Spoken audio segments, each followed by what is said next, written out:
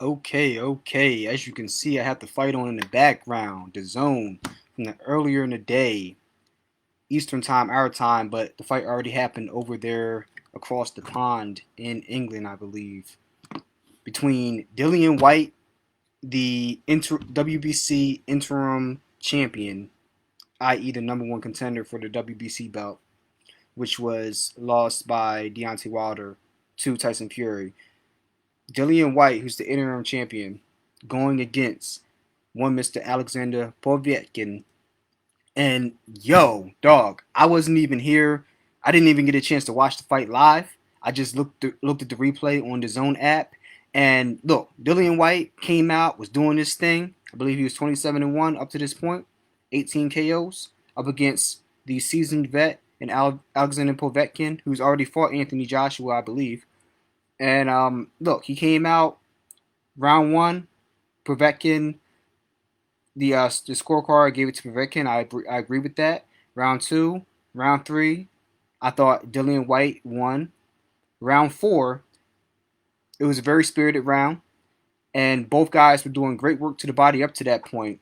But Dillian Whyte caught Povetkin coming in with a really good short left hook right to the head, flash knockdown. Really good combination, set him up and put him down to the canvas for the first time in the fight.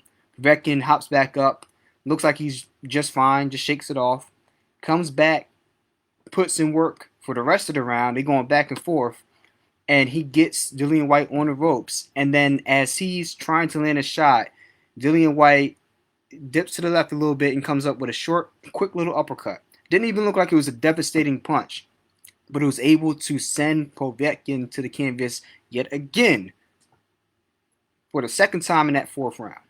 So not only was that a 10-8 round, that turned into a 10-7 round for Dillian Whyte. And Povetkin, he went over to the corner and he actually looked good. So it looked like it was another flash knockdown. But the commentators were getting a sense that maybe he was a shot fighter. He does look noticeably slower than he did in the last fight I saw him in, which was probably about 4 fights ago. Maybe it was like 2 years ago, 3 years ago that I saw him fight.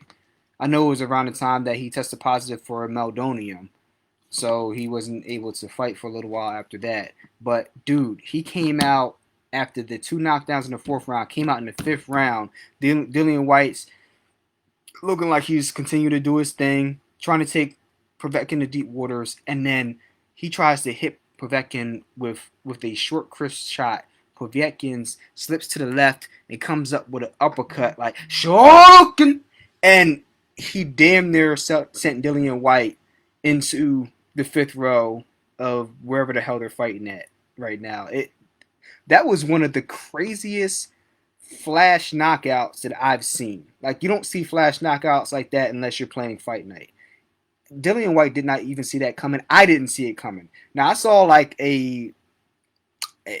something on my news feed that showed Dillian Whyte getting hit with a punch and him kind of getting leveled. So I figured that he lost the fight. But actually seeing that punch in real time, I was not prepared for it. I didn't know when it was going to happen. I just had the feeling it was going to happen.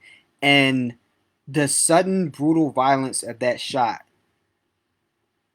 was insane when you consider how the fight was going up to that point. Now, it was a good fight, don't get me wrong. It was a very good fight. But it was clear that Dillian Whyte would probably try to take Povetkin to deep waters and tire him out and cruise to a well-fought, well-earned victory.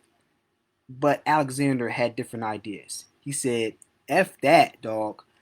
I'm trying to get the winner of Tyson Fury and Deontay Wilder 3. He's like, yo, this is my last shot, and if ever there's a way you could script this, that's the way you script it. Just like that. That is crazy.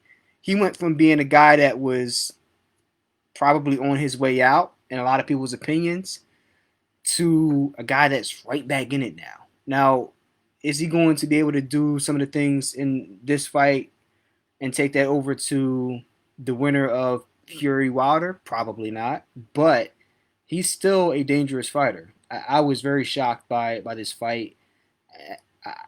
I'm familiar with Dillian Whyte. He's a very good fighter, but I was very shocked by this fight.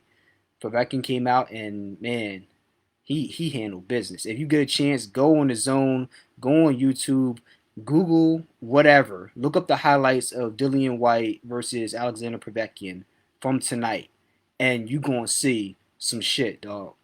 You gonna see the knockdowns by Dillian Whyte, then you gonna see the knockdown and knockout by Povetkin. Thank me later.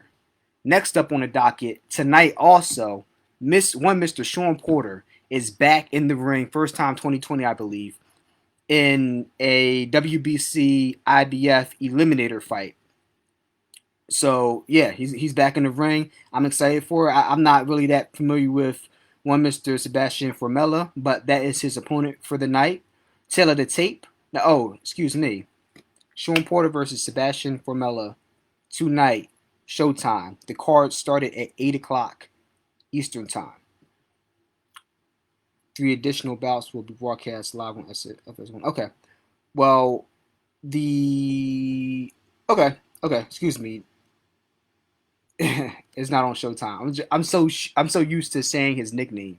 It's Shawn Showtime Porter, but Shawn Showtime Porter is back on PBC tonight on Fox. This is a PBC fight. This is an eliminator bout between him and Sebastian Formella. The card started at 8 p.m. I believe there's 4 fights on the card. So you have Joey Spencer versus Sean West at welterweight in the first fight. Sebastian Fundora versus Nathaniel Gallimore at junior middleweight. And then the main event in the WBC IBF welterweight title eliminator between Shawn Showtime Porter and Sebastian Formella. Tail of the tape, Sebastian Formella from Deutschland, born September 8th, 1984, so that makes him, 20, about to be 26, 25, about to be 26, 5'11" height, reach, they don't have his reach out there, but I would imagine it's maybe 71, 72, something like that, if you're that tall. 22-0 with 10 knockouts. So I don't know his resume, but that's a good record. I don't know who he's fought, but, hey, hopefully this is a game opponent. Then one Mr. Shawn Porter, my man, born a month and 2 days after myself. He is 32 years old, about to be 33. 5'7", 69.5-inch reach, 34 fights. He is 33-1 with 17 knockouts. And one of those losses was to Errol Spence in a barn burner of a fight. Then he had another loss to, who was it? His losses are to some. Oh yeah, then another loss to Keith Thurman, which was debatable if he won that fight or not. And then another loss, it might have been Danny Garcia. I can't remember if he beat Danny or not. I think he beat Danny. He had another loss against another really good opponent in a really tough fight. All his fights, even the 3 fights that he lost, when you beat this man, it's almost like you lost. You feel like you got hit by a freight train, like you were wrestling a gorilla, like you were in a phone booth with a grizzly bear, because it's just going to be a miserable night trying to deal with this dude. You can hit him with a Mack truck, and he's like a pit bull. I seen him get hit with, what was it, the uppercut by Errol Spence. He got hit with a shot by Earl, and his knees buckled a little bit. He grabbed Earl and just boom, got right back up and just proceeded to wrestle this dude. I'm just like Shawn Porter is a freaking animal, dog. A freaking animal. So it's really good to see him get back in the ring. Hopefully he gets this win, and then he could be right there to see if he's in the mix for the winner of Errol Spence, Danny Garcia, which is another big fight coming up. But the Shawn Porter Formella fight, that's the fight tonight. Check it out. It's probably going to be on around maybe 10 o'clock. That'll be around the time that they both make it to the ring on Fox Sports. So check that out. With that being said, that's what I got to say on boxing. It's been a crazy night so far, or a crazy day so far. Hopefully the fireworks continue. Okay. Next on my docket, let's flip all the way over to the Phillies. They made some trades, and goodness knows they needed to, with the way that bullpen has been playing, because they have been horrible. They have been absolutely horrible. I don't have the stats on me right offhand, but they by far have the worst ERA. I think the ERA of the bullpen is somewhere around like 10.36 or something like that, and that's above and by far the worst in the whole league. And they just cannot get them victories in the late innings. They just fall apart. You have guys giving up like 4 or 5 runs between 1 or 2 relief pitchers, and it's just unacceptable. Like, you have perfectly winnable games, and you're losing them because you have not invested in your freaking bullpen. So, was it yesterday? Yes, we made 2 trades on Friday because we lost the doubleheader to Toronto, which is completely unacceptable. Lost the doubleheader to Toronto. So we made 2 trades on Friday. First one, we acquired right-handed relief pitcher David Hale, who I've heard of, from the Yankees for minor league reliever Edison Russ. And then later on Friday night, we also acquired Brandon Workman and Heath Hembry from the Red Sox for Nick Pivetta and Connor Seabold. And the Yankees, they're obviously in contention. They're on fire. The Red Sox are in full-out fire sale mode. They're trying to get rid of the whole thing, scrap it, take the grenade out, pull the pin, throw it in the room. It's going to take a couple dudes out and blow the rest up. Sorry for the graphic example there, but that's pretty much what they're doing. They're blowing this thing up, trying to get as many assets in return for the people that they have on the roster as it is, trying to get younger and rebuild. So hopefully this will help us. So the Phillies also received cash considerations from Boston. I think it was $800,000. So that should keep us under the luxury tax. So it says here, according to NBC Sports Philadelphia. And we're also acquiring a player to be named later, or additional cash. So we'll see how it turns out. But here it says, and I'm pretty sure if you've been following the Phillies, Phillies are hoping that Hale, Workman, and Hembry can help a beleaguered bullpen that entered Friday night's game in Atlanta with a major's worst 8.07 ERA. So it wasn't 10.36 like I said, but either way, it's very freaking bad. An ERA over 4 is getting in this territory. If you're at 8, you're just straight up like bad news Bears territory. So hopefully this does something to, if not alleviate the problem, hopefully fix it. I don't know if it's a fixable problem right now, but if it did, then I'd be extremely grateful to all 3 of you guys. So Hembry, Workman, and Hale. So let's see how that turns out. But I'm specifically looking at Hale. He does have a good track record, and Workman in particular. So we'll see how these guys work out. Workman, 32, will pitch near the end of the game. Using him at closer will allow Girardi to slide Hector Neris into a setup role. So we'll see how that works out. Last season, Workman had 16 saves, struck out 13 batters per 9 innings, and while going 10-1 with a 1.88 ERA in 73 games. He has a 4.05 ERA in 7 games this season. He faced us earlier this week and pitched a scoreless inning. So hopefully he can give us some good quality production as a closer and help us solidify that bullpen, slide Hector Neris into the setup role, and then we can use Chris Hale and Hembry to shore up the middle relief pitching, like in the 6th and 7th inning. Hopefully that can solidify things for us, because it's really a shame because the offense is hitting lights out this year. Bryce Harper is one of the best players in baseball, one of the top five players in baseball as it stands right now. I mean, you throw Mike Trout, Giancarlo Stanton, and you pick 2 other players, and then you throw Bryce Harper right up there, because he's hitting like 340 or something like that. Really tearing the cover off the ball. A phenomenal OPS. His OPS is like 1.1, which is crazy. And then you flip the script to the next batter, JT Realmuto, who also has an OPS over 1,000, who's tearing the cover off the ball, almost has 10 home runs in a shortened season. Like you're barely 20 games in the season, you have 8 home runs already. So between Bryce Harper, JT, Didi Gregorius hitting 300, tearing the cover off the ball. You have a murderer's row in the lineup. And you have your starting pitching well between Aaron Nola, Zach Wheeler, great addition this year, and then Jake Arrieta, great. He's really playing well in that number 3 spot, like I predicted he would. All you need is your bullpen to hold up their end of the bargain, and they'll be just fine. So we'll see how this goes.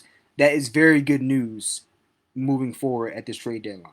They were up 2-0 last time I checked against the Atlanta Braves. So let me check the score real quick, see where they're at with it. They better still be up. Let's see what they doing. What they doing. Come on, ESPN. Oh, we're up 3-0 now.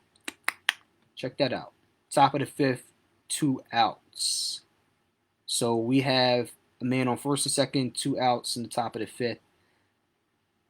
Gosselin up at bat, who's also been hitting the cover off the ball. So, all right. So let's see how the bullpen holds up tonight. That's the question. Moving on to who's next on my list. From a distance, but let's get you out of there. Next on my list, the Philadelphia Eagles. And the injuries keep piling up. I don't know what the hell it is about this team and injuries, but it's been a lot of injuries. It's been a lot of good news out of camp, but a lot of injuries. So we already know that Miles Sanders had the lower body injury. I don't know what that is, if that's ankle sprain or quad contusion. I don't know what it is, but he's week to week. So hopefully he's ready for the season if we have one. Then you have Derek Barnett, who has the lower body injury, and then Javon Hargraves with his injury. Hopefully he'll be ready by the beginning of the season. So those are key injuries. Then you had Jason Peters had a lower body injury, I believe. Now you have Zach Ertz with an upper body injury, which is day-to-day. Okay. So those are the main injuries I can think of so far. Obviously, Alshon Jeffrey is still on the PUP list. I forgot what injury he had, but he had one near the end of last season.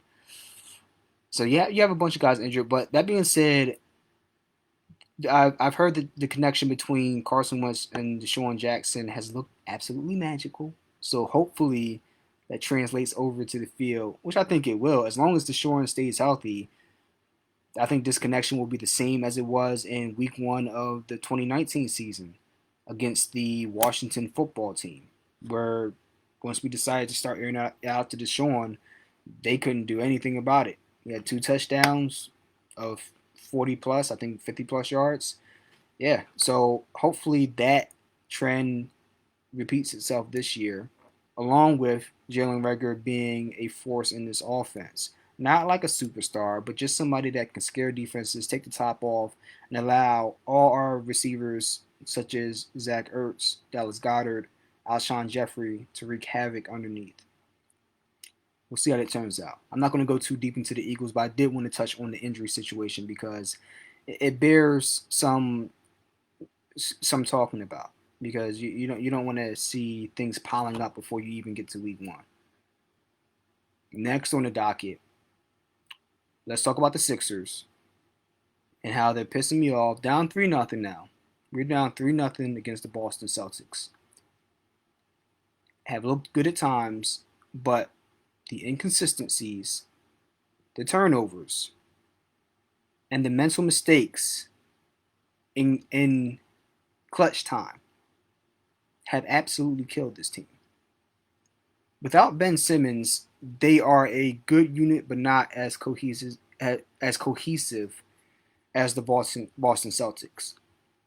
With Ben Simmons in there, the Sixers can afford to make mistakes, but they're just talented enough to overcome them to the point that the Celtics don't really have an answer for them besides just playing solid overall team fundamental basketball. But without Ben Simmons in there, the cumulative effect of the experience and the cohesiveness between that first team unit for the Celtics has been able to overwhelm the Sixers in this series. And Brad Stevens has outcoached Brett Brown yet again. And we're seeing this show up over and over and over again. And it's at a point now where it's getting hard to give Brett Brown the benefit of the doubt. You have an extremely talented team, even without Ben Simmons in there. But yet, I don't see the proper adjustments when it becomes blatantly obvious the Celtics are doing one thing over and over again. And then by the time you catch on to it, the Celtics switch up to something else. It takes you far too long to adjust. This is not just with the Celtics. We saw it against the Miami Heat, even with Ben Simmons in there, where they were playing, I think it was a 3-2 zone or a 2-3 zone. I don't remember which one, but they didn't adjust to that zone defense until like midway through the third quarter. Bro, Brett Brown, it took you 30 minutes to adjust to a simple 2-3 or 3-2 zone. Very simple. It took you 30 minutes to adjust to that. The things like that. And we're seeing this happen in this playoff series as well. The lack of urgency and ability to adjust to simple things that are being done to you on defense. And then the constant turnovers. At a certain point, you have to look past the players and say, why isn't the coach able to get this team, regardless of the lineup, to be more careful and fundamentally sound with the ball? That is a systemic problem, no matter who the personnel is. So you have to look at the coaching staff at that point. You have to look at the higher ups. So, hey, if they bring the brooms out on us, you know there's going to be a lot of change this offseason. A lot of change. And it might not just be with Brett Brown. It might be a lot of change with that roster. So, something to think about. We'll touch base on that again. Then lastly, let's skip over to a brighter note. Talk about the Philadelphia Flyers. Won their series 4-2 and got it done against the Montreal Canadiens. So they came out, they dropped game 5. I think it was 5-3 or something like that, or 5-2. And, you know, they scored a lot of goals on Carter Hart, but they came back out in game 6 and another tough showing by the Montreal Canadiens. But the Flyers came out and they got it done. They jumped on them early, got out to a 1-0 lead. And what did they do after that? Nah, we're not going to let y'all come back. Put another goal up on you, on Carey Price. Montreal came up and put an answer back with another goal.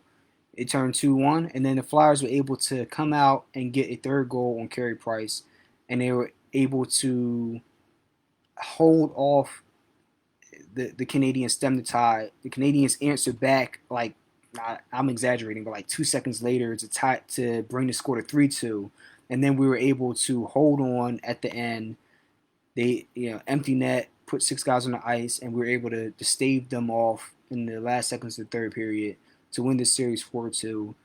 The Canadians, they're a tough squad. They really play hard. They play tough. You have a goalie that can stand on his head, and when you have that, you'll always be in any series, any game you play. And they proved that this series. So that was a tough, hard-fought series win, but we got it done. So now we move on to the New York Islanders this Monday. So we'll see what happens. I believe the Islanders are the 6th seed, if I'm correct. Let me check. Give me a second.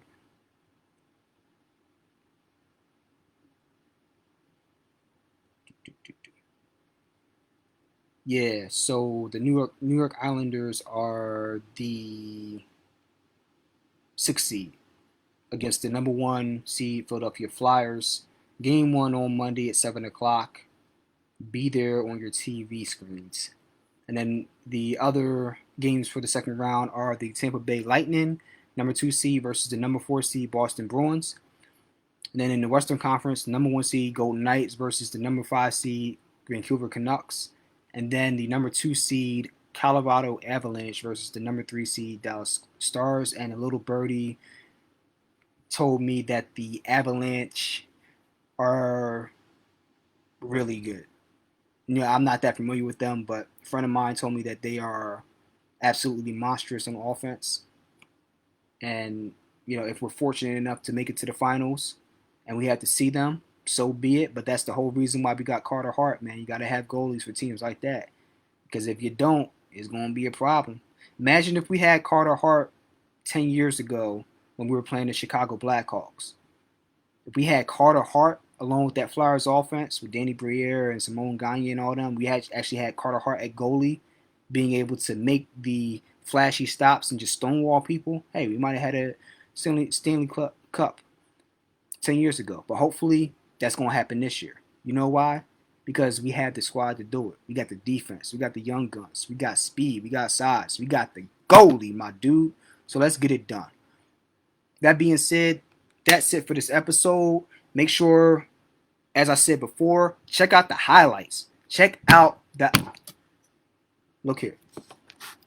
Check out the highlights of that Dillian Whyte Povetkin fight. Because I'm telling you, it was crazy. It was crazy, dog. Check that out, and then make sure you tune in to the Shawn Porter fight tonight. It's probably going to happen around like 9 o'clock, but the main card is already going on Fox Sports right now. And then lastly, make sure you check out Stevie Frank's new album, Money, Moral Over Monies 2. Never Money Over Morals. Excuse me. Moral Over Money Part 2. Make sure you check that out. Just dropped on Friday. And then check out the new single by Black Angel. I put it up on my page. Black Angel featuring Jaleel Love, myself, and then Steve Franks as well. So we got bangers out there. Make sure you check out the music, support the movement, support the artists. We're putting out a lot of good music this year, and we're going to continue to do so for y'all. So thank you for tuning in. And until next time, enjoy yourselves, be safe, be mindful, and watch the fights. Peace.